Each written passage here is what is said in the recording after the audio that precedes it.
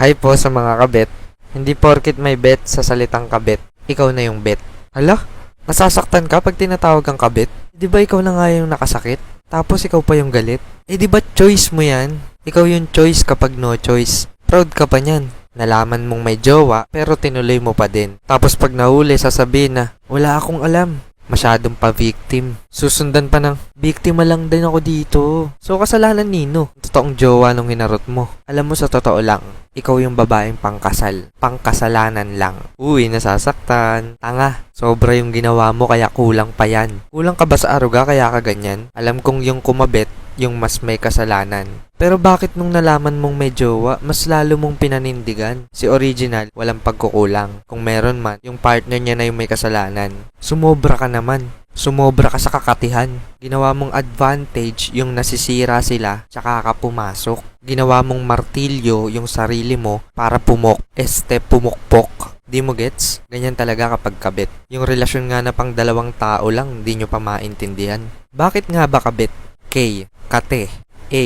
Ahas. B. Best Actress. E. Epal. T. Talo-talo. Mistress? Meron din. M. Mga agaw. I. Iskandalosa. S. Sulotera. T. Tanga. R. Reserba. E.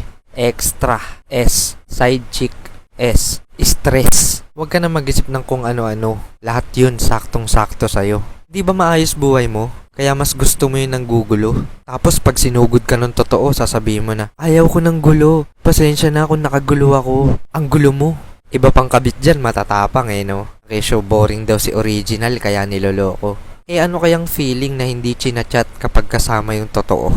Ano kayang feeling na hindi ma-flex sa Facebook? Kasi hindi naman ikaw yung totoo. Tamang stock lang, tapos kunwari hindi nasasaktan. Tamang parinig lang sa jowa ni Original. Ang sarap siguro ng feeling kapag nilegal. Ganyan talaga kapag kulang sa pagmamahal. Kasalanan mo yun, tanga. Nagmahal ka kasi ng taong may mahal pa. Kung magtagumpay ka bilang kabit, congrats! Bandang huli ikaw naman yung olats. Kasi si Original nawalan ng taong manloloko sa buhay niya. Habang ikaw, nagkaroon ng taong nanloko ng iba para lang maging jowa ka.